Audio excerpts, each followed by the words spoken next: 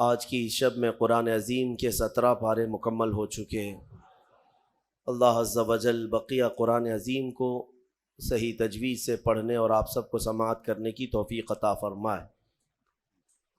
آج ہم نے سورہ انبیاء اور سورہ حج کی تلاوت کی ہے۔ انبیاء یہ نبیوں کی جمع ہے، نبی کی جمع ہے۔ اس میں اللہ عز و جل نے کئی انبیاء اکرام علیہ السلام کا ذکر فرمایا، خصوصیت کے ساتھ سیدنا ابراہیم علیہ السلام اور حضرت ایوب علیہ السلام کے حالات بیان فرمائے، اور حضرت یونس علیہ السلام کے متعلق بھی۔ انبیاء اکرام علیہ السلام کے متعلق اسلامی عقیدہ ہمارا یہ ہے کہ نبی ہوتے کون ہیں؟ نبی کون ہیں؟ کیا وہ آسمانوں سے آتے ہیں یا کوئی الگ مخلوق ہیں؟ نہیں، بلکہ وہ انسانوں میں سے ہی ہیں، مگر یہ کہ اللہ تعالیٰ ان کو چن لیتا ہے اور پیدائش سے لے کر ان کی وفات تک مولا ان کو ہر عیب سے اور ہر گناہ سے پاک رکھتا ہے۔ اور نبیوں کو ہی معصوم کہا جاتا ہے۔ معصوم کا جو لفظ ہے یہ نبیوں کے لیے ہے اور فرشتوں کے لیے ہے۔ عصمت یہ عربی کا لفظ ہے، لہٰذا ہمارا عقیدہ یہی ہے کہ انبیاء اکرام علیہ السلام معصوم عن الخطا ہوتے ہیں، خطا سے ہمیشہ کے لیے وہ محفوظ ہوتے ہیں۔ معصوم اور محفوظ میں فرق ہے۔ معصوم وہ ہے جو کبھی گناہ کر ہی نہیں سکتا، محفوظ وہ ہے جس کے اندر گناہ کرنے کی طاقت تو ہے لیکن اللہ نے اسے بچا رکھا ہے، محفوظ ہے وہ۔ بہرحال انبیاء اکرام علیہ السلام کے بارے میں یہ عقیدہ ہمیشہ رکھنا ہوگا آپ کو کہ وہ ہر عیب سے، گناہوں سے پاک ہوتے ہیں، اور ان سے ریلیٹڈ کسی بھی چیز کو ہلکے میں آپ نہیں لے سکتے۔ کسی بھی نبی کی ادنا سی توہین کرنا کفر ہے، اسلام سے وہ بندہ خارج ہو جائے گا۔ انبیاء اکرام علیہ السلام کے متعلق جو عقائد ہیں اس کو میں سرسری طور پر آپ کے سامنے رکھ رہا ہوں۔ نبی جو ہے یہ محنت سے اور عبادت سے نہیں بنتے۔ پرہیزگار ہو جائے تو نبی بن گئے، بہت زیادہ نمازیں پڑھی، بہت زیادہ اللہ کی بارگاہ میں دعائیں کی تو نبی بن گئے، نہیں۔ نبوت یہ کسب سے، محنت سے ملنے والی چیز نہیں ہے، بلکہ یہ اللہ کی عطا ہے، اور اللہ تعالیٰ نے روحوں میں ہی چن لیا کہ کس کو نبی بنایا جائے گا۔ ابھی دنیا میں آنے سے پہلے ہی جب روحیں ہماری جہاں تھیں، اللہ تعالیٰ نے ان روحوں میں ہی منتخب کر لیا کہ یہ لوگ نبی بنیں گے اور دنیا میں جائیں گے۔ اور وہ آتے کیوں ہیں؟ ایک قوم میں کبھی نبی آئے، کبھی ایک خاندان میں آئے، کبھی ایک شہر میں، کبھی ایک ملک میں، جیسی ضرورت رہی ویسے نبی آئے۔ اور نبیوں کا جو کام ہوا کرتا ہے وہ یہی ہے کہ بھولی بھٹکی قوم کو پھر سے اللہ کے راستے پر لے آنا، شرک سے، بت پرستی سے، کفر سے انہیں نجات دینا، اور ایک خدائے وحدہ لا شریک کی عبادت کی طرف انہیں مائل کرنا، یہ نبیوں کا اہم کام۔ اور ایک بات یاد رکھیں، آدم علیہ السلام سے لے کر میرے آقا صلی اللہ تعالیٰ علیہ وسلم تک جتنے نبی آئے، سارے نبیوں کا عقیدہ ایک ہی تھا، عقیدے میں کسی کے فرق نہیں۔ اللہ کے ایک ہونے میں سارے نبیوں کا اتفاق، قیامت کے قائم ہونے میں سارے نبیوں کا اتفاق، اللہ تعالیٰ کے فرشتے موجود ہیں اس پر سارے نبیوں کا اتفاق، تقدیر کے متعلق سارے نبی ایک ہی عقیدے کے مالک ہیں۔ ہاں، شریعتوں میں کچھ نہ کچھ بدلاؤ آتا رہا ہے۔ شریعت میں جو مسائل جینے کے ہیں، کچھ چیزیں کسی کے نزدیک حلال تھیں، کسی کے نزدیک حرام ہیں۔ پہلے کی امتوں میں کچھ چیزیں حلال تھیں، بعد میں حرام ہوئی۔ جیسے آدم علیہ السلام کی امت، ان کی اولاد تھی، بھائی بہن کا نکاح جائز تھا۔ کیوں؟ اس لیے کہ انسان تھے ہی نہیں، جو تھے انہی کی اولاد تھی۔ تو اب نسل کو بڑھایا کیسے جائے گا؟ انہی کی اولاد میں آج جو پیدا ہوتا لڑکا اور کل جو پیدا ہوتی لڑکی، یعنی حضرت حوا کو روزانہ ایک لڑکا اور ایک لڑکی پیدا ہوتے ہیں۔ یہ نسل انسانی کی ابتدا تھی، ایسے نہیں کہ 9 مہینے کے بعد پیدا ہوں گے۔ تو آج جو پیدا ہوتا لڑکا اور کل جو لڑکی پیدا ہوتی، ان کے ساتھ نکاح کر دیا جاتا، تو ان کی شریعت تھی آدم علیہ السلام کی، اور اس شریعت میں جائز تھا بھائی بہن کا نکاح، لیکن اس کے بعد جب نسل انسانی بڑھ گئی تو پھر یہ منسوخ ہو گیا، حکم ختم۔ اسی طرح سے آپ نے قرآن میں سنا بھی ہے سورہ یوسف کی تفصیل میں کہ حضرت یوسف علیہ السلام کو ان کے 11 بھائیوں نے اور عزیز مصر نے اور ان کے والد نے سجدہ کیا۔ سجدے کا لفظ سنا نا؟ تو یہ سجدہ کیا تھا؟ ان کی شریعت میں تعظیم کا سجدہ جائز تھا، تعظیم کے لیے، لیکن بعد میں شریعت محمدی میں یہ سجدہ بھی حرام قرار دیا۔ سجدے تعظیم بھی ہماری شریعت میں جائز نہیں، چاہے وہ حضور کے لیے ہو، کسی اور نبی کے لیے ہو، یا کسی ولی کے لیے ہو، یا کسی کی قبر کے لیے ہو، کسی کے لیے بھی جائز نہیں۔ میرے آقا صلی اللہ تعالیٰ علیہ وسلم نے سارے سجدے ختم فرمائے سوائے رب ذوالجلال کے سجدے کے، اللہ کا سجدہ بس، اس کے علاوہ کسی کے لیے سجدہ جائز نہیں۔ انبیاء اکرام کی شریعتوں میں بدلاؤ ہوتا رہا، کتابیں بدلتی رہیں، لیکن عقیدہ سب کا ایک ہی تھا۔ آدم علیہ السلام سے لے کر آج تک جو عقیدہ ہمارا ہے، یہ عقیدہ سب کا متفق ہے، ایک ہی ہے۔ یہ کتنے نبی آئے، ان کی صحیح تعداد تو اللہ اور اس کے رسول کو ہی معلوم، لیکن کچھ حدیثوں میں ایک فگر ملتا ہے۔ ایک روایت میں حضور اکرم صلی اللہ تعالیٰ علیہ وسلم کی حدیث میں ملتا ہے 1,24,000، اور ایک روایت میں 2,24,000۔ تو الگ الگ روایتیں آئی ہیں، صحابہ نے جو روایت کیا، اس لیے بزرگوں نے فرمایا، علماء نے فرمایا کہ صحیح تعداد تو اللہ ہی بہتر جانے، لیکن کبھی اگر کہنا ہوا تو یوں کہیں 1,24,000 کم و بیش۔ کم و بیش کا لفظ ہم استعمال کرتے ہیں، کیوں؟ کم بھی ہو سکتے ہیں یا زیادہ بھی ہو سکتے ہیں، لیکن سب پر ہمارا ایمان ہے۔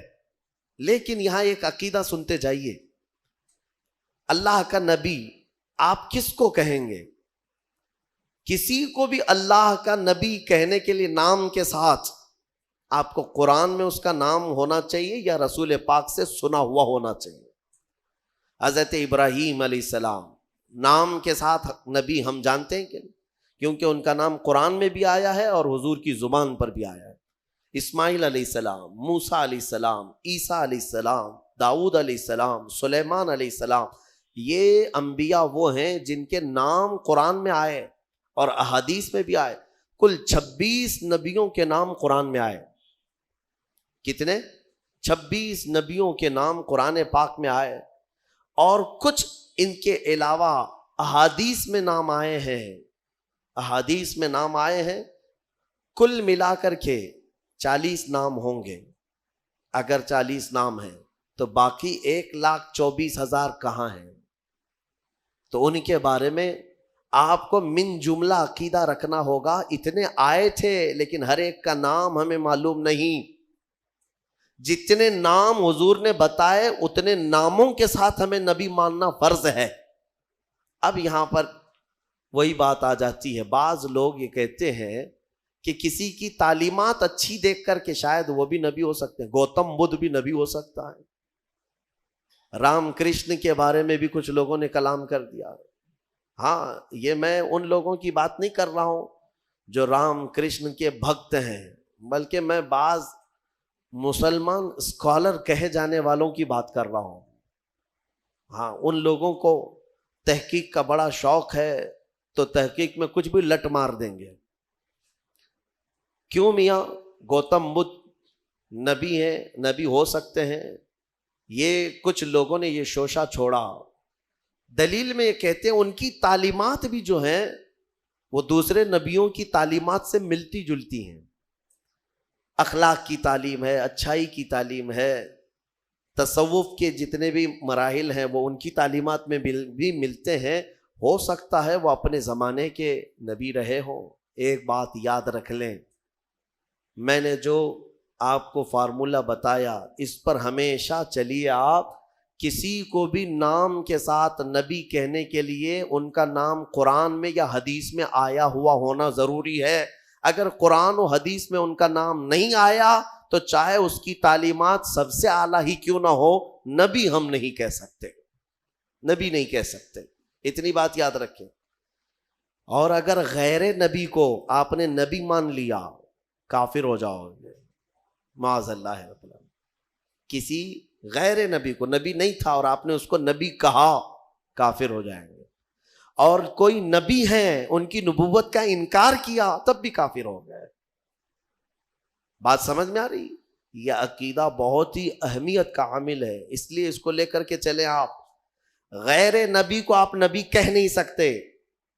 اب یہ انبیاء کرام علیہ السلام اللہ تعالیٰ کے محبوب اور مقبول بندے، اللہ تعالیٰ براہ راست ان پر وحی فرماتا ہے، پیغامات بھیجتا ہے۔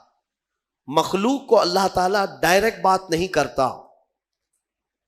تمام بندوں سے اللہ تعالیٰ وما کان اللہ تبارک و تعالیٰ فرماتا ہے کہ اللہ تبارک و تعالیٰ کسی بشر سے بات نہیں کرتا مگر یہ کہ کسی نبی کے ذریعے سے، وحی کے ذریعے سے۔ انبیاء اکرام علیہ السلام ذریعہ ہیں بندوں اور رب تعالیٰ کے بیچ میں۔ جو احکام اللہ کے پہنچانے ہوتے ہیں وہ بندوں کے ذریعے سے، نبیوں کے ذریعے سے پہنچائے جاتے ہیں۔ اب آپ توجہ چاہتا ہوں، 1,24,000 کم و بیش جتنے بھی نبی آئے، کہاں سے شروع ہوئے کہاں پہ ختم ہوئے یہ بھی ماننا ضروری ہے آپ کو۔ اسلامی عقیدہ، سب سے پہلے نبی آدم علیہ السلام اور سب سے آخری نبی محمد صلی اللہ علیہ وسلم، یہ دونوں چیزیں بھی ماننا آپ کو ضروری ہے۔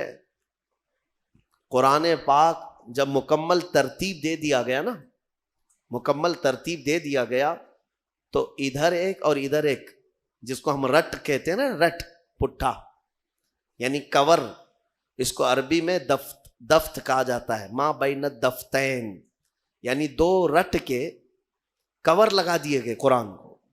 اور حضرت عثمان غنی نے فرمایا اب قرآن وہی ہے جو ان دو رٹ کے بیچ میں ہے، اس میں کوئی ایک ورق زیادہ بھی نہیں کرے گا اور ایک ورق اس میں سے نکالے گا بھی نہیں، سب گنا جا چکا ہے۔ اور اگر یہ رٹ ہٹ گیا یعنی یہ کور ہٹ گیا تو کوئی بھی اس میں اضافہ کرے گا یا کم کرے گا۔ میں یہ مثال اس لیے دے رہا ہوں، آدم علیہ السلام ابتدائے انبیاء اکرام میں پہلے نبی ہیں اور محمد صلی اللہ تعالی علیہ وسلم آخری نبی ہیں۔ یہ دونوں اول و آخر کا ماننا بہت ضروری ہے۔ ان میں ایک نبی کو بھی ہٹایا تو بہت سارے ظالم دوسروں کو لا کر اندر داخل کریں گے، وہ بھی نبی ہیں یہ بھی نبی ہیں۔ اور اسی لیے انبیاء کرام میں ایمان کی جب بات آتی ہے تو خاص طور پر ہم یہ ذکر کرتے ہیں سارے نبیوں کو ماننا ہمارے لیے ضروری ہے، سارے نبیوں پر ایمان ہے، لیکن محمد صلی اللہ تعالیٰ علیہ وسلم کے بارے میں کچھ عقیدے الگ ہیں، خاص ہیں۔ وہ یہ ہے کہ وہ نبی بھی ہیں، رسول بھی ہیں، افضل الرسل بھی ہیں، سید الانبیاء بھی ہیں۔ یہ سب ماننا ہر مومن کے لیے ضروری ہے۔ وہ امام الانبیاء بھی ہیں، امام الاولین امام الآخرین بھی ہیں، اور سب سے مضبوط چیز یہ ماننا ضروری ہے کہ میرے محمد صلی اللہ علیہ وسلم خاتم النبیین ہیں۔ اب ان کے بعد کوئی نبی نہیں آ سکتا۔ اگر کسی نے نبوت کا دعویٰ کیا میرے آقا کے بعد، حدیث میں اس کو دجال کہا گیا ہے، وہ دجال ہے۔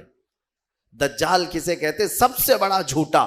وہ جو بڑا دجال آئے گا وہ بعد میں آئے گا، لیکن جو نبوت کا دعویٰ کرتے وہ بھی دجال ہے۔ حضور کی ایک حدیث میں ہے، میرے آقا نے فرمایا میرے بعد تم دیکھو کہ قریب 30 دجال آئیں گے اور سب نبوت کا دعویٰ کریں گے۔ حضور کے انتقال کے، وفات کے فوراً بعد ہی 2 دجال ظاہر ہو گئے تھے، مسیلمہ کذاب اور اسود عنسی۔ یہ دونوں نے نبوت کا دعویٰ اسی زمانے میں کر دیا تھا اور دونوں مارے گئے ہیں، مسیلمہ کذاب اور اسود عنسی۔ حضرت خالد بن ولید کے لشکر میں یہ دونوں مارے گئے ہیں، ان دونوں جھوٹوں کو قتل کر دیا گیا، اور بہت سارے دنیا میں ایسے آئے اور مارے گئے۔ اس کے بعد یہ ایک ہمارے لیے سوئے قسمت ہے کہ ہندوستان میں بھی یہ داغ آیا۔ قادیان پنجاب کا ایک علاقہ ہے، وہاں ایک کانا شخص پیدا ہوا جس کا نام غلام احمد تھا۔ انگریزوں نے اسے پالا تھا اور بڑا کر کے اس کو تعلیم دے دے کر کے پھر اس سے نبوت کا دعویٰ بھی کروایا۔ قادیانیت ایک پورا کا پورا آج ایک فرقہ ہے، ایک پورا دین پھیلا دیا. مرزا غلام احمد قادیانی اس نے نبوت کا دعویٰ کیا. یہ 100 سال پہلے کی بات کر رہا ہوں. وہاں وہ انگلش نبی بن کر کے آیا تھا اور لوگوں میں اپنے نبی ہونے کا بلکہ عیسیٰ علیہ السلام سے افضل ہونے کا بھی دعویٰ کرتا تھا. اور بھینگا تھا, کانا تھا, ایک آنکھ سے کمزور تھا. عیسیٰ علیہ السلام کے بارے میں تو ہے کہ وہ مادر ذات اندھوں کو شفا دیا کرتے تھے, اور یہ غلام احمد خود ہی کانا تھا, اپنی آنکھ درست نہیں کر سکا اور کہتا ہے میں عیسیٰ سے افضل ہوں, عیسیٰ علیہ السلام سے افضل. اس کے بھی کچھ ماننے والے ہو گئے. آج انہوں نے نام الگ رکھ لیا ہے, احمدی جماعت. قادیانی کہیں گے تو جلدی پہچان لیں گے سارے لوگ. تو جماعت احمدیہ, احمدی جماعت, اور یہ کہتے ہیں ٹرو اسلام, سچا اسلام یہی ہے. ان خبیثوں نے انٹرنیٹ پر ایسی بھرمار رکھی ہے کہ جب بھی کوئی اسلام سرچ کرنے پر جاتا ہے بھولا بھالا نوجوان, تو سب سے پہلے ان کی ویب سائٹ اتر جاتی ہے. اسلام کے نام پر انہوں نے جال پھیلا رکھا ہے, اتنی روایتیں گڑ گڑ کر کے نئی نئی باتیں بنا کر رکھا ہے. اسی لیے میں نوجوانوں سے کہتا ہوں ہمیشہ کہ سارا دین انٹرنیٹ سے مت سیکھو. ہاں کچھ معلومات ضرور اس میں ہو جائیں گی, لیکن کراس ویریفیکیشن کے لیے ضرور علماء سے رابطہ کیا کریں کہ یہ صحیح بھی ہے یا نہیں ہے. ورنہ ہم نے دیکھا ہے کہ گوگل والے بہت سارے چھوٹے چھوٹے راستوں میں پھنس جاتے ہیں. گوگل میپ پہ چلنے والے پھنستے ہیں, تو پھر یہ دین کا راستہ ہے, پتہ نہیں اس میں کہاں کہاں پھنسا دیا جائے گا. تو یہ غلام احمد قادیانی اس نے جھوٹی نبوت کا دعویٰ کیا, اور اس نے یہ بھی دعویٰ کیا کہ میرے پاس فرشتے بھی آتے ہیں, انگلش میں وہی لے کے آتے ہیں, انگلش میں وہی لے کر کے آتے ہیں. اور اس نے کتابیں بھی لکھ دی, 17-18 کتابیں لکھی, اور سب میں الگ الگ تعلیمات بھر دیا. جیسے حضور پاک صلی اللہ تعالیٰ علیہ وسلم کی حدیثیں ہیں, اس کو چرا چرا کر کے الگ الگ مضمون کی کتابیں لکھ دیا. آپ کو میں ایک بات بتا دوں, اس نے خود اپنے ہاتھوں سے کتاب لکھا ہے, جبکہ 1,24,000 کم و بیش جتنے نبی آئے, ان نبیوں کے بارے میں ایک روایت متفقہ ہے کہ کسی بھی نبی نے اپنے ہاتھ سے کوئی وحی نہیں لکھی. اسی لیے تو میرے آقا صلی اللہ علیہ وسلم نے بھی نہیں لکھا. اور اس بات کو لے کر کچھ جاہل یہ سمجھتے ہیں کہ حضور کو لکھنا نہیں آتا تھا. ارے نبیوں کی شان ہے وہ لکھتے نہیں تھے. کیوں؟ اس لیے کہ نبی کا حافظہ ایسا ہوتا ہے کہ اسے لکھنے کی ضرورت ہی نہیں ہوتی, ضرورت نہیں. ہاں لیکن لکھوایا جاتا تھا, حضور نے لکھوایا ہے صحابہ سے. اور یہ مردود تو خود ہی لکھتا تھا, ساری کتابیں خود ہی لکھا, اور پھر بعد میں مارا بھی گیا, ختم بھی ہو گیا. انہوں نے ایک گند پھیلا رکھی ہے, فرشتوں کا نام بھی ٹیسو ٹیسو میسو میسو, نہ جبرائیل نہ میکائیل نہ اسرافیل نہ اسرافیل, ٹیسو ٹیسو میسو میسو, جو وہی لے کر کے آتے تھے. نعوذ باللہ من ذالک. انہوں نے ایک دین کو مذاق بنایا. اس طرح کے اور بھی جھوٹے نکلیں گے, نبوت کا دعویٰ کریں گے تو فوراً پہچان لینا کہ یہ ہمارے زمانے کا دجال ہے. دجال کہتے ہیں سب سے زیادہ جھوٹ بولنے والا, سب سے زیادہ جھوٹ بولنے والا, اس کو کیا کہتے ہیں عربی میں؟ دجال. اور دنیا کا سب سے بڑا جھوٹ کہ حضور کے بعد کوئی نبی پیدا ہوگا, یہ دنیا کا سب سے بڑا جھوٹ ہے, اور جس نے کہا وہ دجال ہے. اور ابھی فی زمانہ ہمارے ہاں جو دجال ہے وہ ہماری کرنٹ میڈیا ہے, میڈیا نیوز کے اینکر, یہ تقریباً یہ دجال کے چیلے ہیں, یعنی چھوٹے چھوٹے دجال ہیں. کیونکہ جھوٹ جتنا زیادہ بولتا ہے عربی میں اس کو دجال کہتے ہیں. دجل عربی کا لفظ ہے حقیقت کو چھپا دینا, حقیقت کو چھپا دینا. ہاں یہ کہیں گے گھر چوری ہو گیا, دیکھا ہے چور سامنے سے جا رہا ہے, نہیں میاں وہ تو لومڑی نے چوری کیا ہے, اور پوری دنیا کو باور بھی کرا دیا جائے گا لومڑی نے چوری کیا ہے. یہ جو دجل ہے اس کو دجال کہتے ہیں, یہ جھوٹ. بہرحال انبیاء اکرام علیہ السلام کے متعلق یہ عقائد آپ کے ذہن نشین رہیں کہ یہ بہت ہی اہمیت کے حامل ہیں. نبوت کے متعلق جو عقائد ہے, اے میرے عزیزو, اس میں کبھی گمراہی نہ آئے. ابھی ماضی میں 4-6 مہینے پہلے ہی ہم سے کچھ لوگ بار بار مطالبہ کر رہے تھے کہ ایک ہندوستان میں کوئی رام پال نام سے شخص ہے جس نے تعلیمات وغیرہ کے ذریعے سے اپنے آپ کو یہ ثابت کرنا شروع کیا کہ محمد کے بعد میں آخری نبی ہوں. تمہارا کیا تعلق ہے نبوت سے؟ ادھر کیوں آ گئے؟ وہ انت بھکتی زیادہ اچھی ہے تمہارے لیے، وہیں پر رہتے. لیکن اس کے چیلے بار بار مجھے کہتے ہیں کہ ہمارے ساتھ بھی مباہلہ کر لو، ہمارے ساتھ بھی مقابلہ کر لو. میرے عزیزو، یہ منہ لگانے کے بھی قابل نہیں ہے. نبی پاک صلی اللہ تعالیٰ علیہ وسلم کے بعد آج بھی یہ موجود ہے. وہ کہتے ہیں کہ نبوت جو ہے ابھی بھی چل رہی ہے اور ہم آخری نبی ہیں. بہت سارے اس طرح کے فتنے آئے. میرے عزیزو، ایک اور فتنہ جنم لیا ہے انٹرنیٹ کی سرزمین پر، گوہر شاہی فتنہ. گوہر شاہی، لوگ اس کو دیکھ کر کے اس کی تعلیمات سے متاثر ہو جاتے ہیں. تصوف کی بڑی بڑی باتیں کرتا ہے ایک شخص اور لوگوں کو گمراہ کرتا ہے، کبھی نفس کی باتیں، کبھی نماز کی باتیں، کبھی معرفت کی، کبھی طریقت کی. بھولے بھالے مسلمان یہ سمجھتے ہیں کہ اس سے زیادہ علم کس کے پاس ہے. اے میرے عزیزو، اس سے بھی زیادہ تعجب کی چیزیں تمہارے پاس آتی رہیں گی. حضور پاک نے بہت پہلے ہی بشارت دی ہے کہ ایسی جماعتیں آئیں گی. تمہیں پتہ نہیں ان کے چھپے ہوئے عقیدے. یہ گوہر شاہی فتنہ کیا ہے؟ یہ اپنے ایک پیر کو مانتے ہیں جس کو یہ کہتے ہیں کہ وہ رب الارباب ہے، معاذ اللہ، یعنی تمام خداؤں کو بھی پالنے والا ہے. وہ پتہ نہیں کون سے خداؤں کو پالنے والا ہے، لیکن ان کا عقیدہ یہ ہے کہ وہ رب الارباب ہے. یہ لفظ ہے، میں نے سنا ہے. کھلی ہوئی، یہ کھلا ہوا ارتداد ہے. ان کا اسلام سے بھی تعلق نہیں اور لوگ اس کو تصوف کا بادشاہ سمجھے بیٹھے ہوئے ہیں. کہتے ہم کو سیدھا راستہ مل گیا. بلکہ میں نے ان کے فتنوں میں یہ تک سنا ہے، وہ کہتے ہیں اس زمانے میں اگر کوئی لا الہ الا اللہ کلمہ پڑھتا ہے تو وہ کھلا شرک کرتا ہے.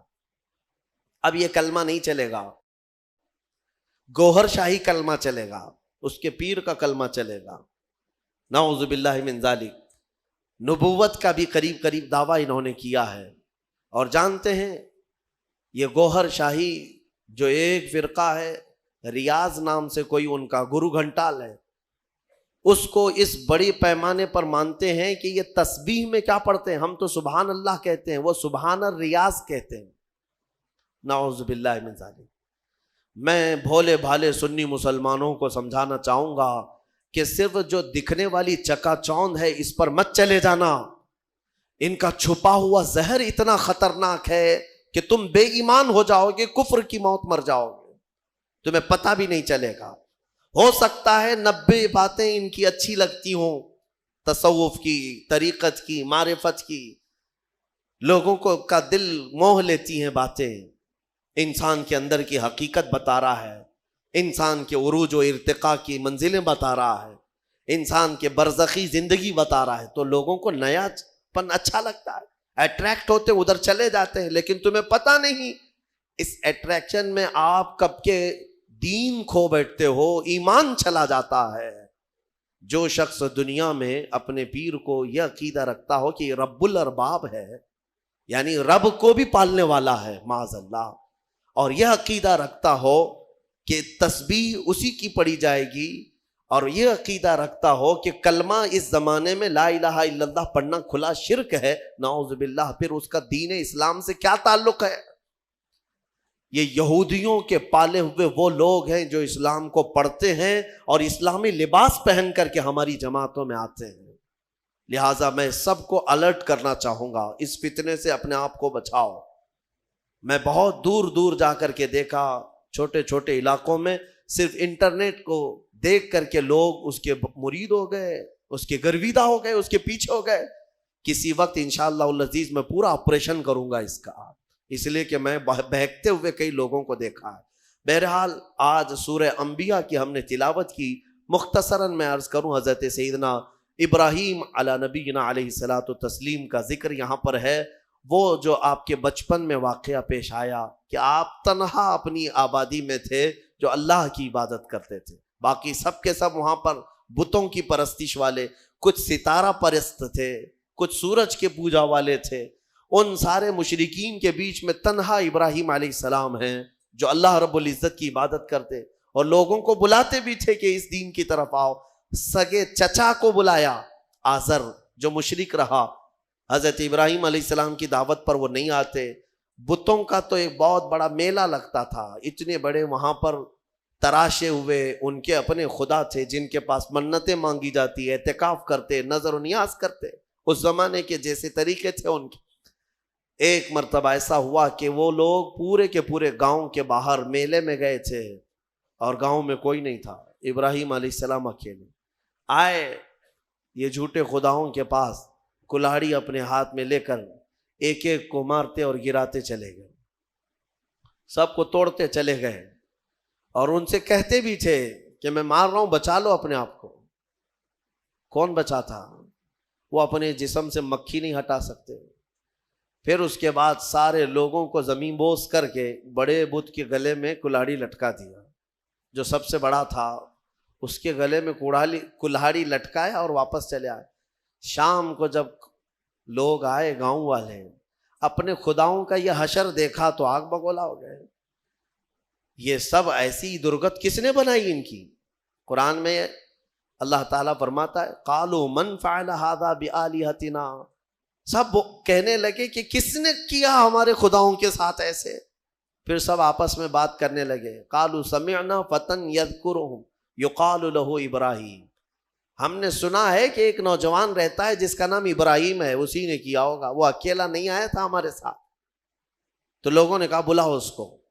بادشاہ وقت کے سامنے بلایا گیا اور پوچھا گیا اَأَنْتَ فَعَلْتَ هَذَا بِآلِهَتِنَا یا ابراہیم، اے ابراہیم ہمارے خداؤں کے ساتھ تو نے ایسا کیا ہے؟ یہ سب ایسی درگت ان کی تو نے بنائی، سب ٹکڑے ٹکڑے نیچے گرے ہوئے ہیں. قال بل فعلہ کبیرہم، ابراہیم علیہ السلام نے کہا نہیں، ان کے بڑے نے کیا ہے، ان کے ساتھ ان کے بڑے نے کیا ہے. بڑا بہت موجود تھا نا، بڑا جس کی کلاڑی گلے میں لٹک رہی تھی. تو لوگ حیرت میں رہ گئے کہ ایک بڑے نے چھوٹوں کو سب کو کیسے مار دیا. ابراہیم علیہ السلام نے ذو معنی بات کی تھی، یعنی جس کو دو معنی والی بات کہا جاتا ہے. وہ تو جاہل سمجھ رہے تھے کہ ابراہیم نے کہا ہمارے بڑے خدا نے سب ایسا کیا، جبکہ ابراہیم علیہ السلام کی نیت یہ تھی کہ ان کا بڑا تو میں ہی ہوں، ان کا بڑا میں ہی ہوں، ان کے بڑے نے کیا ہے. آپ سچ ہی بول رہے تھے. لوگوں نے کہا ان کا بڑا ایسا کیسے کر سکتا ہے، ایسے کیسے کر سکتا ہے؟ تو آپ نے کہا باقی تو سب مرے ہیں، ایک تو کھڑا ہے، اس سے پوچھو کس نے کیا. ایک تو ابھی باقی ہے نا، اسی سے پوچھو باقی سب کے ساتھ ایسے کس نے کیا. تو سب غصے میں لال پیلے ہو گئے. کہا کہ تم ہمارے خداؤں کے بارے میں ایسی ایسی باتیں کرتے ہو. تو ابراہیم علیہ السلام نے کیا جملہ کہا کہ اُفٍ لَكُمْ وَلِمَا تَعْبُدُونَ مِن دُونِ اللَّهِ أَفَلَا تَعْقِلُونَ، لعنت ہے تم لوگوں پر، اللہ کے سوا دوسروں کی عبادت کرتے ہو، ایسوں کی جو نہ اپنے آپ کو بچا پا رہے ہیں، نہ کسی کو نفع دے سکتے ہیں، نہ نقصان دے سکتے ہیں، ایسوں کی عبادت کرتے ہو. اب ظاہر سی بات ہے حق بات کڑوی ہوتی ہے، کڑوی لگتی ہے، ہوتی نہیں ہے، لگتی ہے.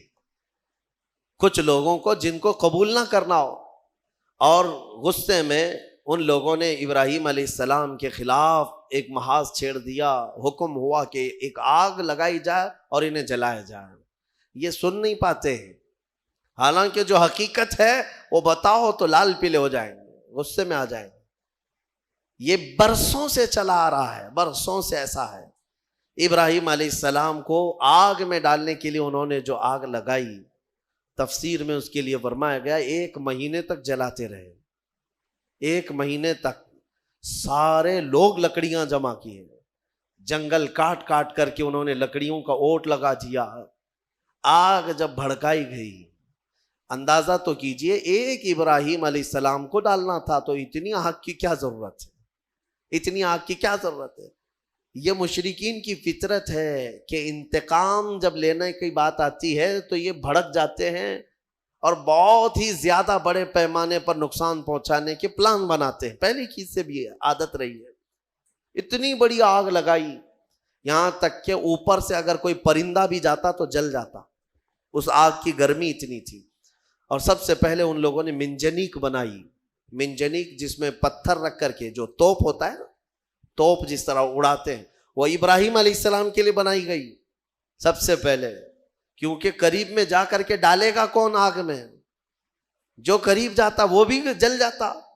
کافی دور 1 میل تک اس کی گرمی آ رہی تھی. منجنیق میں ابراہیم علیہ السلام کو رکھ کر کے اڑایا گیا تاکہ آگ میں وہ اچھل کر کے جائیں. قریب تک تو کوئی جا نہیں سکتا تھا. انہوں نے منجنیق میں رکھ کر کے ابراہیم علیہ السلام کو اڑایا. جب ابراہیم علیہ السلام آگ میں گرے جا رہے تھے تو اللہ رب العزت نے جبرائیل امین کو بھیجا کہ فوراً جاؤ ابراہیم کے پاس اور ان کو آگ سے بچاؤ. جبرائیل آئے اور کہنے لگے الک حاجت یا خلیل اللہ، اے اللہ کے خلیل کوئی حاجت ہو تو بتا دے، آگ میں گرنے کے قریب ہیں.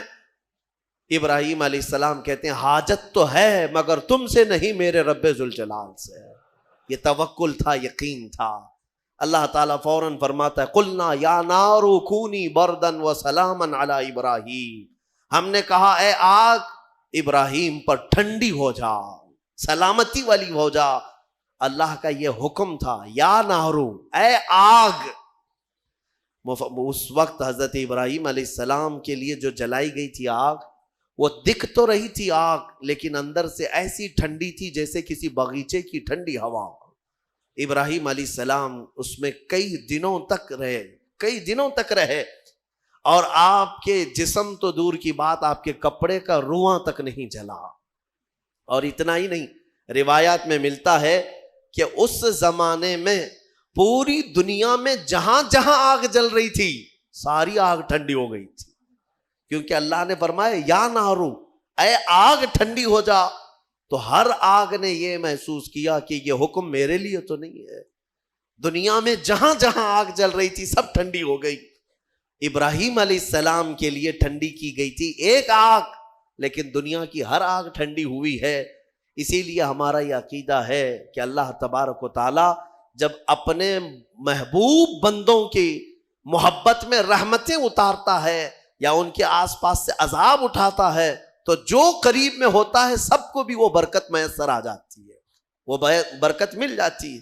ابراہیم علیہ السلام کئی دنوں تک وہاں رہے اور اس کے بعد آگ بجھائی گئی. اور جب آگ کو ٹھنڈا کیا گیا تو ابراہیم علیہ السلام اپنے کپڑے جھاڑتے ہوئے کئی دنوں کے بعد آگ سے باہر آ رہے ہیں. میرے عزیزو، وہاں کیسے رہے آپ؟ یہاں تک کہ روایات بتاتی ہیں کہ ابراہیم علیہ السلام کو اس آگ کے اندر پھل بھی ملتے تھے، غذا بھی ملتی تھی، پانی بھی ملتا تھا، ساری نعمتیں ملتی تھی اور کھاتے بھی رہتے تھے، پیتے بھی رہتے تھے. یعنی ابراہیم علیہ السلام کے لیے اللہ تعالیٰ نے وہ مکمل ایک بہترین آرام دہ باغیچہ بنایا. یہ مولا کی شان ہے، وہ جب آگ کو چاہے ٹھنڈا فرمائے اور کبھی ٹھنڈے کو چاہے تو وہ آگ بھی بناتے. اس کی قدرت کے فیصلے. ابراہیم علیہ السلام جب باہر آئے تو جانتے ہیں وہاں پر موجود لوگ جنہوں نے دیکھا وہ ابراہیم علیہ السلام پر ایمان لے آئے. اب ابراہیم علیہ السلام کے اس معجزے کے بعد گاؤں والے اور پریشان ہو گئے، جس کو ہم ہمیشہ کے لیے ختم کرنا چاہ رہے تھے اب تو یہ آگ سے باہر آنے کے بعد ہمارا آدھا گاؤں اپنے دین میں لے لیا. اور ابراہیم علیہ السلام کے پیروکار اور بڑھ گئے. پھر وہاں سے ہجرت کر کے آپ کو بابل، یہ شہر عراق کا ہے، بابل، آج بھی وہ عراق کا شہر موجود ہے. بابل، انگلش میں اس کو بیبیلون کہتے ہیں، دنیا کی سب سے پرانی آبادی جہاں ہے. یہاں سے ہجرت کر کے پھر ابراہیم علیہ السلام فلسطین آئے جو مصر کا حصہ تھا. عزیزان گرامی، اس میں دو باتیں یہاں پر نقل کی جاتی ہیں. ایک بات تو یہ ہے کہ سارے لوگ جو وہاں پر ابراہیم علیہ السلام کو آگ لگانے میں مصروف تھے وہ کیا ہوئے؟ آگ جب بجھی ایک ہی دن کے اندر اللہ نے اس قوم پر ایسا عذاب نازل کیا کہ ان کے جسم زندگی میں ہی سڑ گئے، ایسے کہ ان کی انگلی لگاؤ تو گوشت نکل جائے. گلن ہو گئی، سڑن ہو گئی. ایک شام تک پوری آبادی سڑ گئی اور گل گئی، سب کے سب ہلاک و برباد ہوئے. جنہوں نے اللہ کے نبی کو آگ میں ڈالا تھا ان کا برا انجام، وہ عذاب میں گرفتار ہوئے. ہاں ایک بات یہ بھی میں بتا دوں کہ جن لوگوں نے ابراہیم علیہ السلام کی حمایت کی تھی اللہ نے ان کو اپنی محبت سے بھی نوازا اور عنایتوں سے بھی نوازا۔ روایت میں 2 جانوروں کا بھی ذکر آتا ہے، 2 جانوروں کا، ایک مینڈک کا اور ایک گرگٹ کا، اور چھپکلی کا بھی ہے کہ گرگٹ نے یہ پھونک پھونک کر کے آگ کو بڑھانے کی کوشش کی اور مینڈک نے تھوک تھوک کر کے پانی آگ کو بجھانے کی کوشش کی کہ اللہ کے نبی ہیں۔ یہ آپ اندازہ کریں، گرگٹ کے پھونکنے سے نہ آگ بڑھنے والی ہے، مینڈک کے تھوکنے سے نہ آگ بجھنے والی، لیکن دونوں نے اپنے اپنے کاموں سے اپنی قسمت بنا لی۔ گرگٹ کی ہمیشہ یہ قسمت بن گئی کہ میرے آقا صلی اللہ علیہ وسلم نے فرمایا یہ گستاخ نبی ہے، جہاں اسے پاؤ مار ڈالو، اور ایک مار میں مارو تو زیادہ ثواب ہے، ثواب ہے اس کو۔ اور مینڈک کے بارے میں فرمایا خبردار اس کو کہیں دیکھو تو مارو مت، اس لیے کہ یہ اللہ کے نبی کی حمایتی ہے۔ اللہ کے نبی کے لیے یہ دعا کر رہی تھی، تھوک کر کے آگ بجھانے کی کوشش کر رہی تھی۔ ایک جانور پر ہمیشہ کے لیے اللہ کی رحمت اور ایک پر اللہ کا غضب، اس سے اندازہ ہوتا ہے کبھی کبھار کاموں سے کچھ ہوتا نہیں ہے، بگڑتا کچھ نہیں ہے، لیکن انسان اپنی تاریخ بدل جاتا ہے۔ آج میں یہی کہنا چاہوں گا، کسی ظالم نے اگر میرے نبی کی شان میں بھونکا ہے یا قرآن پر انگلی اٹھایا ہے تو قرآن کا بھی کچھ نہیں ہونا اور رسول کی عزت کا بھی کچھ نہیں ہونا، لیکن ان ظالموں نے اپنی قسمت بنا لی، ہمیشہ کے لیے مردود اور ملعون ہو گئے۔ اور تمہارے لیے میں کہتا ہوں، 2 جملے اگر تم نے حضور کی شان میں بیان کر دیے، قرآن کی شان میں بیان کر دیے، تو یہ بھی میں بتا دوں، نہ رسول کی شان تمہارے بولنے سے بڑھنے والی، نہ قرآن کی شان بڑھنے والی، ان کی شان تو خود میرے مولا نے بڑھا رکھی ہے۔ ہاں لیکن اتنا ہوگا کہ ان تمہارے 2 جملوں سے تم بھی قیامت تک اپنی قسمت بنا لے جاؤ گے۔ ہاں تم پر لوگ آئیں گے، رحمتوں کے پھول برسائیں گے۔ ہاں ایک زمانے میں کوئی آیا تھا، جب کوئی گالی دے رہا تھا میرے مصطفیٰ کو کہ پیٹ پیچھے کا علم نہیں، لیکن ایک عاشق تھا جو کہہ رہا تھا اور کوئی غیب کیا تم سے نہا ہو بھلا، جب نہ خدا ہی چھپا تم پہ کروڑوں درود۔ دیکھیں یاد ہے 100 سال گزر گئے بریلی کے امام کو دنیا سے گئے ہوئے، لیکن آج بھی جب مجمع میں اس اعلیٰ حضرت کا ذکر آتا ہے تو ایسا لگتا ہے کہ مجمع میں ایک جان سی پڑ گئی ہے، روح آ گئی ہے۔ کیوں؟ اس لیے کہ اپنے زمانے میں قلم ہی تو اٹھایا تھا، قلم ہی اٹھایا اور اپنے گھر پر بیٹھ کر کے دفاع کیا رسول پاک کی عزت کا۔ اسی لیے میں کہتا ہوں یہ مت سمجھنا کہ تمہارے کہنے سے کیا ہونے والا ہے، تمہارے بولنے سے کیا ہونے والا ہے۔ ارے میں تو ایک چھوٹا آدمی حضور کی شان میں بول کر کے کیا کر لوں گا، باقی بڑے بڑے نکارے بج رہے ہیں۔ ایسا نہیں ہے میرے عزیزو، مینڈک نے صرف 2 بوند تھوکے تھے، لیکن صدیاں گزر گئی، آج بھی اس پر اللہ کی رحمت ہے۔ آگ بجھانے کی کوشش کی تھی، نبی کی حمایت کی تھی، اللہ نے آج تک اس پر رحمت کی ہے۔ اسی طرح آپ بھی اپنی قسمت کا حصہ لے سکتے ہو۔ دنیا بھونک رہی ہے تو بھونکنے دو، لیکن تم جب بھی جوش میں آئے یا جذبے میں آئے تو یوں کہا کرو، رہے گا یوں ہی ان کا چرچا رہے گا، پڑے خاک ہو جائیں جل جانے والے، خاک ہو جائیں عدو جل کر، مگر ہم تو رضا، دم میں جب تک دم ہے ذکر ان کا سناتے جائیں گے۔ تمہارے کہنے سے آپ کیا سمجھتے کچھ نہیں ہوگا؟ بہت ہوگا، بہت ہوگا۔ آنے والی 100 نسلیں بھی یاد رکھیں گی کہ نبی پر کوئی بھونک رہا تھا تو ایک عاشق جواب بھی دے رہا تھا، میرے مصطفیٰ کریم صلی اللہ علیہ وسلم کی عزت پر بات کر رہا تھا۔ یہ تاریخ بن جائے گی۔ یہی نہیں، قیامت کے دن بھی کروڑوں کا نہیں اربوں کا مجمع ہوگا، لیکن تمہارا نام لے کر میرے مصطفیٰ پکاریں گے، نام لے کر پکاریں گے۔ کہاں ہے فلاں بن فلاں؟ جب لوگ گالیاں دے رہے تھے تو تیری زبان میرے نغمات بول رہی تھی۔ جب لوگ ہرزہ سرائی کر رہے تھے تو کوئی کہہ رہا تھا محمد سید الکونین والثقلین والفریقین من عرب ومن عجم۔ 700 سال ہو گئے امام بوصیری کو دنیا سے گئے ہوئے، لیکن آج بھی ہمارے مجمعوں میں مولا صلی وسلم کے قصیدے گنگنائے جاتے ہیں۔ کیوں؟ اس لیے کہ وہ ایک چٹائی پر بیٹھ کر کے ہی میرے مصطفیٰ کی شان بیان کیا. مولا نے امام بوصیری کو ہمیشہ کے لیے زندہ کر دیا, ہماری مجموع میں زندہ کر دیا. اور دوسرا پورا عرب, میرے آقا صلی اللہ علیہ وسلم اور پورا عرب, یہ بنی اسماعیل ہے. یہ کیا ہے؟ دو باتیں یاد رکھیں کیونکہ ابھی ایک نیا شوشہ چھوڑا جا رہا ہے, ایک نئی بات آئی ہے, وہ میں آپ کے سامنے رکھ رہا ہوں. ایک بنی اسرائیل اور ایک بنی اسماعیل. ابھی جو ہے انہوں نے ایک نیا وہ شروع کیا ہے امریکہ میں, سعودیوں کو, اماراتیوں کو, بحرینیوں کو لبھانے کے لیے کہ ہم لوگ جو ہے نا کزن ہیں,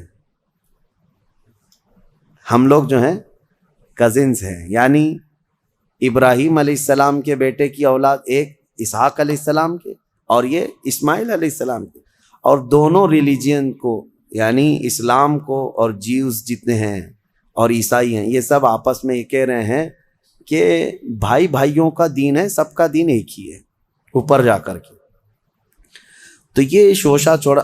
اور یہ میں آپ کو ایسی بات نہیں کر رہا ہوں, اب اس پر بڑے بڑے سیمینار اور کانفرنسیں ہو رہی ہیں. سعودی بھی اس بات پر اب متفق ہونے جا رہے ہیں کہ ہم سب دین ابراہیمی پر جمع ہو جاتے ہیں, جتنے ابراہیم علیہ السلام کے دین پر تھے سب جمع ہو جائیں گے. اس میں یہودی بھی آ گئے, عیسائی بھی آ گئے, مسلمان بھی آ گئے. لیکن حقیقی بات یہ ہے کہ دین ابراہیمی پر اگر کوئی آج قائم ہے تو وہ صرف امت محمدیہ ہے. مصطفیٰ کریم صلی اللہ علیہ وسلم کی یہ امت مسلمان قائم ہے, کیونکہ ابراہیم علیہ السلام کے متعلق قرآن میں جگہ جگہ اللہ نے فرمایا کہ ان ابراہیم کان امتا قانتا للہ حنیفا. وہ دین حنیف, دین حنیف کہتے ہیں سیدھے دین پر قائم تھے, سیدھے راستے پر, شرک میں مبتلا نہیں تھے ابراہیم علیہ السلام. دو خداؤں کا ذکر, ابراہیم علیہ السلام کا جو دین تھا وہ یہی دین ہے جس پر آج ہم عمل پیرا ہیں. اب یہ جو کزنز کا مطلب آیا ہے, یہ اس بات کے لیے بھی آیا ہے کہ بیت المقدس کے لیے کیوں لڑ رہے ہو, کیوں لڑ رہے ہو؟ یہودیوں کے ہاتھ میں ہے نا, عربوں کو چپ بٹھانے کے لیے کہ تمہارے ہاتھ میں مکہ ہے, مدینہ ہے, تمہارے کزنز کے ہاتھ میں بیت المقدس ہے. تو چچا بھتیجے یعنی چچیرے بھائیوں کے درمیان اگر کوئی چیز رہ جائے تو کیا فرق پڑتا ہے؟ انہوں نے اس طرح سے اس کو ڈائیورٹ کر دیا ہے, چچیرے بھائیوں کی لڑائیاں ہیں. خیر یہ ایک مسئلہ اپنی جگہ پر. اب میں آتا ہوں ہمارے یہاں کے اندھ بھکتوں کے لیے جو یہودیوں کی چاٹتے ہیں اور ان کو اپنا آقا و ماوا تسلیم کرتے ہیں, اسرائیل کے گلے سے گلے لگتے ہیں, ہمارے صاحب بھی جا کر کے گلے لگتے ہیں. آپ کو پتہ ہے اسرائیل کے پرائم منسٹر سے بڑی گہری دوستی ہے, لیکن ان کو پتہ نہیں اسرائیل کے سارے لوگ بتوں کو توڑتے ہیں, بتوں کی پوجا نہیں کرتے. وہ یہودی ہے نا, تو یہ ان سے پوچھیں کہ تمہارے باپ داداؤں میں سے یا خاص طور پر ابراہیم علیہ السلام نے تو بتوں کو توڑ مارا تھا, تو یہ وہاں پر نہیں سوال کریں گے کیونکہ یہودی ہیں, پاور ان کے پاس ہے, تو گلے لگ جاؤ, گلے لگ جاؤ. جہاں جہاں پاور دکھے گا وہاں پر گلے لگ جاؤ, اور جہاں غریب ہیں وہاں گائے کا پیشاب یاد آئے گا, وہی پورے جنگ کا ذریعہ بن جاتا ہے. ہاں بیسک وجہ یہاں پر بن جاتی ہے. بہرحال یہ دغلی پالیسی ہے. ان لوگوں سے تمہاری دوستی کیسے ہو سکتی ہے؟ میں ان لوگوں سے کہتا ہوں, آئیڈل ورشپرز جتنے بھی ہیں, ان کی دوستی ان سے کیسے ہو جاتی ہے جو یہودی ہیں یا عیسائی ہیں. وہ بالکل بتوں کی پوجا نہیں کرتے اور وہ بتوں کو توڑتے ہیں, اور ان کی کتابوں میں موجود ہے, یہودیوں کی کتابوں میں بھی, کہ بتوں کو جہاں پاؤ وہ توڑ دیا گیا ہے. حضرت ابراہیم علیہ السلام کا یہ واقعہ موجود ہے. تو پھر ان کی دوستی کیسے ہے؟ مجھے حیرت ہوتی ہے. کسی نے ابھی پھر سے وہ پاکھنڈی گستاخ رسول کی بک سن کر کے مجھ سے کہا کہ وہ پھر کہہ رہا ہے کہ ان کو فتح کرنا ہے, ساری دنیا میں ان کا دھرم قائم کرنا ہے, صرف اور صرف جو ہے بابری مسجد پر کافی نہیں ہے. وہ کہہ رہا ہے مکیشور بھی حاصل کرنا ہے. مکیشور, مکہ مکرمہ اور خانہ کعبہ کو کہہ رہے ہیں کہ وہ ایک بہت بڑے دیوتا کا مندر تھا, وہاں پر پتہ نہیں تھا, اور گنگا جل جو ہے وہ وہاں پر بھی زمزم کے روپ میں بہہ رہی ہے. کہاں سے کہاں توڑ مروڑ کر کے کس کی گردن کس کو بٹھاتے ہو. عادت سی ہے کبھی ہاتھی کو توڑ کر کسی پہ بٹھا دو، عادت سی ہے. ارے کہاں زمزم اور کہاں تم کی اصاف اور نائلہ دو بت تھے مکہ میں. یہ صفا اور مروہ جو پہاڑیاں ہیں نا، اس پہ کیا تھا؟ صفا پہ ایک بت تھا، مروہ پہ ایک بت تھا، اصاف اور نائلہ. یہ دو کون تھے پتہ ہے؟ تاریخ میں یہ بتایا گیا یہ دونوں دو عاشق تھے قبیلہ بنو جرہم کے، اور ایسے کہ یہ چھپ چھپ کر کے اپنے خاندانوں سے گناہ بھی کرتے تھے، زنا بھی کرتے تھے.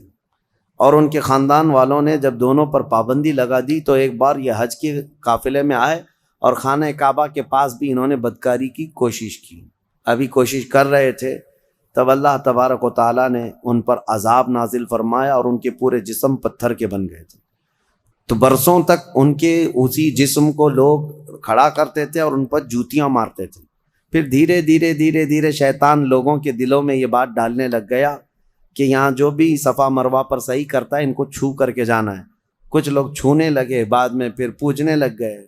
پھر نبی پاک صلی اللہ تعالیٰ علیہ وسلم نے ان کو بھی توڑ کر پھینک دیا. یہ تاریخ تھی. جو خانہ کعبہ کی طرف برائی کا ارادہ کیا وہ دھنسا دیا جائے گا قیامت تک بھی. جسے اگر یہاں بیٹھ کر کے بہت شوق ہے تو نکلو اپنے گوفے میں اور جاؤ، اور پھر دیکھو اللہ تبارک و تعالیٰ کے عذاب کس طرح سے تم پر برستے ہیں. اللہ کریم اپنے خانہ کعبہ کی ہر زمانے میں حفاظت فرمائے گا. میں بات عرض کر رہا تھا ابراہیم علیہ السلام نے بتوں کو توڑ دیا تھا. اب ان کے لیے ایک آگ جلائی گئی، بہت بڑی آگ جلائی گئی جس کے شعلے آسمان سے باتیں کرتے تھے. ابراہیم علیہ السلام کو منجنیق میں رکھ کر کے اس آگ میں ڈال دیا گیا، اور اللہ کا حکم آیا جو آج ہم نے تلاوت کیا، قلنا یا نار کونی بردا وسلاما علی ابراہیم. ہم نے کہا اے آگ ابراہیم پر ٹھنڈی ہو جا. اللہ کا یہ حکم تھا. روایت میں اس وقت دنیا میں جہاں جہاں آگ جل رہی تھی سب ٹھنڈی ہو گئی. حکم تھا ایک آگ کو، لیکن دنیا میں جہاں آگ بھی جلی تھی سب ٹھنڈی ہو گئی. ابراہیم علیہ السلام اس آگ میں کئی دن تک رہے، گھنٹہ دو گھنٹہ نہیں، کئی دن تک رہے. جب آگ ٹھنڈی ہو گئی ابراہیم علیہ السلام اس راکھ سے اپنے کپڑے جھاڑتے ہوئے باہر تشریف لائے. کچھ بھی نہیں ہوا تھا کیونکہ اللہ تبارک و تعالیٰ جس کی حفاظت فرمائے. ابراہیم علیہ السلام کو آگ نہ جلائی. پھر لوگوں نے جب یہ دیکھا معجزہ تو آپ پر ایمان لے آئے. پھر حضرت ابراہیم علیہ السلام وہ عراق کا شہر بابل ترک کر دیا، وہاں سے نکل کر کے پھر آپ مصر تشریف لائے، فلسطین کی سرزمین جو اس وقت مصر کا حصہ ہوا کرتی تھی. وہاں پھر آپ رہنے لگے، اور پھر حضرت اسماعیل علیہ السلام، اسحاق علیہ السلام کی پیدائش کا جو معاملہ آگے بڑھا، وہ پھر اس اپنے وطن کو ترک کرنے کے بعد ابراہیم علیہ السلام کا جو اصلی شہر ہے وہ بابل ہے، جس کو بیبیلون کہا جاتا ہے. عراق میں آج بھی وہ شہر ہے، دنیا کی سب سے پرانی سٹی، اولڈسٹ سٹی جس کو کہتے ہیں بیبیلون، بابل ہے. وہ ابراہیم علیہ السلام کی پیدائش کا مقام ہے. تو بہرحال ابراہیم علیہ الصلاۃ والتسلیم کے ساتھ یہ چیزیں پیش آئی. اس کے بعد پھر ان کی زندگی کا اور بھی طویل واقعہ 23ویں پارے میں انشاءاللہ عرض کروں گا. اس پارے میں حضرت ایوب علیہ السلام کے متعلق بھی ذکر آیا ہے، حضرت یونس علیہ السلام کا بھی، کہ یونس علیہ السلام مچھلی کے پیٹ میں جب گئے تھے تو اللہ فرماتا ہے وَذَنُّونِ إِذْ ذَهَبَ مُغَاضِبًا فَظَنَّ أَن لَّن نَّقْدِرَ عَلَيْهِ فَنَادَىٰ فِي الظُّلُمَاتِ أَن لَّا إِلَٰهَ إِلَّا أَنتَ سُبْحَانَكَ إِنِّي كُنتُ مِنَ الظَّالِمِينَ. یونس علیہ السلام نے ان اندھیریوں میں پکارا تھا، مولا تیرے سوا کوئی معبود نہیں، تجھے بلندی ہو، پاکی ہو، میں آگے بڑھ جانے والوں میں سے ہو گیا. تو اللہ تبارک و تعالیٰ فرماتا ہے ہم نے ان کی دعا قبول کر لی اور ان کو غم سے آزاد کر دیا. 3 نبیوں کا ذکر ایسا ہے کہ جنہوں نے جیسے ہی پکارا اللہ نے فوراً ان کی دعا قبول کی. ایک ایوب علیہ السلام. تینوں کے جملے سن لیجیے، تینوں کے جملے. ایوب علیہ السلام کو آزمائش میں مبتلا کیا گیا تو سخت بیمار ہوئے تھے. انشاءاللہ وہ 23ویں پارے میں ان کا تفصیلی ذکر آئے گا. بہت سخت آزمائش میں مبتلا تھے، جسم پورا بیمار. اس وقت انہوں نے جب ان کی زبان کٹ گئی تھی تو یہ جملہ کہا تھا وَأَيُّوبَ إِذْ نَادَىٰ رَبَّهُ أَنِّي مَسَّنِيَ الضُّرُّ وَأَنْتَ أَرْحَمُ الرَّاحِمِينَ. وانت ارحم الراحمین، اے مولا تکلیف تو مجھے پہنچی ہے لیکن تو ارحم الراحمین ہے، تو سب سے زیادہ رحم کرنے والا ہے۔ اس کے فوراً بعد اللہ فرماتا ہے فاستجبنا له فکشفنا ما به من ضر، ہم نے ایوب کی دعا سن لی اور جو انہیں تکلیف تھی فوراً اس کو ہم نے دور کر دیا۔ یہ ایوب علیہ السلام کی سن لی، ادھر یونس علیہ السلام کی سن لی۔ یونس علیہ السلام کا جملہ کیا تھا؟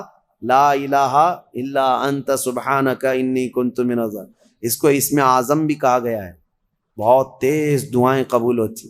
تیسرے نبی کا ذکر ہے حضرت زکریہ علیہ السلام، اولاد نہیں تھی، بڑھاپا آ گیا تھا، تب انہوں نے یہ کہا تھا ربی لا تذرنی فردا وانت خیر الوارثین، اے میرے رب مجھے تنہا مت چھوڑ، مجھے اکیلا مت رکھ، تو بہترین، تو خیر الوارثین ہے، بہتر وارث دینے والا ہے، سب کا بہترین وارث تو ہی ہے۔ تو یہ دعا حضرت زکریہ علیہ السلام کی اللہ کو پسند آئی، اے اللہ مجھے اکیلا مت چھوڑ، تو خیر الوارثین ہے۔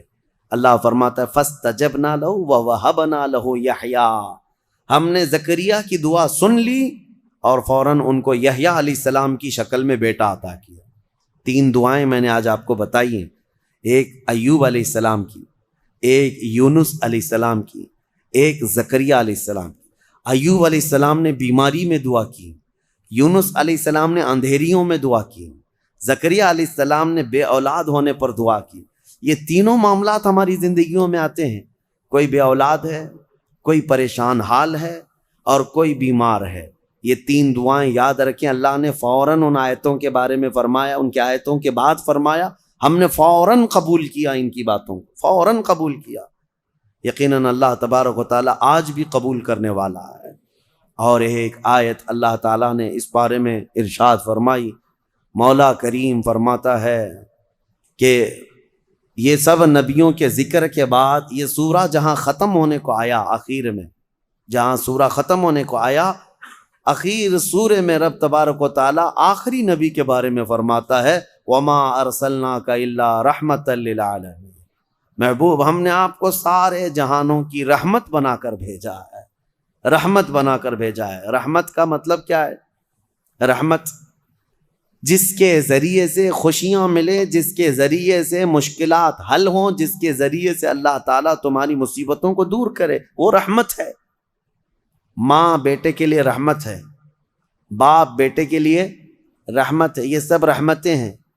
اور اللہ تعالیٰ کی سب سے بڑی رحمت اس دنیا میں کوئی ہے تو وہ محمد الرسول اللہ کی ذات صلی اللہ علیہ وسلم، وہ سب کے لیے رحمت ہے، وہ سب کے لیے رحمت ہے۔ حتیٰ کہ آپ کو میں بتاؤں، زمین و آسمان اس بارے میں لڑائیاں کرتے ہیں، زمین اور آسمان۔ اعلیٰ حضرت نے اس کو اپنے نعت میں لکھا ہے، خم ہو گئی پشت فلک استان زمیں سے، یعنی آسمان بہت اپنی ڈینگیں، یعنی اپنی بڑائیاں بتا رہا تھا کہ مجھ میں چاند ہے، مجھ میں ستارے ہیں، مجھ میں سورج ہے، یہ سارے بڑے بڑے سٹارز آسمان اپنے اندر رکھتا ہے۔ تو زمین نے ایک ہی تانا دیا تھا، ایک تانا دیا تھا۔ اعلیٰ حضرت فرماتے ہیں خم ہو گئی پشت فلک، یعنی آسمان کی پیٹھ جھک گئی اس تانے زمین سے، زمین کے اس تانے کو سن کر۔ خم ہو گئی پشت فلک اس تانے زمین سے، سن ہم پہ وہ سرور دو عالم ہے، وہ رتبہ ہے ہمارا۔ ہمارے اوپر تو چاند سورج ستارے جس سے فیض پاتے ہیں وہ محمد الرسول اللہ زمین میں ہے۔ میرے عزیزو، آپ کو میں بتاؤں، رسول پاک صلی اللہ تعالیٰ علیہ وسلم ملائکہ کے لیے رحمت ہیں کہ نہیں؟ میں آپ سے کچھ سوالات کر رہا ہوں۔ اور اللہ کے کئی عالم ہیں، عالم یعنی کئی دنیا ہیں، کئی جہاں ہیں، ہاں وہ ہر عالم کے لیے ہیں رحمت ہیں، وہ ملائکہ کے لیے رحمت ہیں، جنات کے لیے رحمت ہیں، نباتات کے لیے رحمت ہیں، جتنے اللہ تعالیٰ کی مخلوقات ہیں سب کے لیے کیا ہے میرے مصطفیٰ؟ رحمت ہیں۔ شاعر نے بڑے اچھے انداز میں کہا ہے وہ ہر عالم کی رحمت ہیں، کسی عالم میں رہ جاتے یا ان کی مہربانی ہے کہ یہ عالم پسند آیا، یا ان کی مہربانی ہے کہ یہ عالم پسند آیا۔ میرے عزیزو، یہ قربان جاؤ میرے مصطفیٰ کریم کے اس روئے زمین پر کہ آقا ہمارے درمیان میں ہے، ورنہ وہ ملائے اعلیٰ میں رہتے، وہ فرشتوں کے درمیان رہتے، وہ جنتی حوروں کے درمیان رہتے، لیکن مولا رسول کریم صلی اللہ تعالیٰ علیہ وسلم کو ہمارے درمیان میں رکھا، یہ حضور کی اپنی پسند تھی اپنی امت کے ساتھ رہنے۔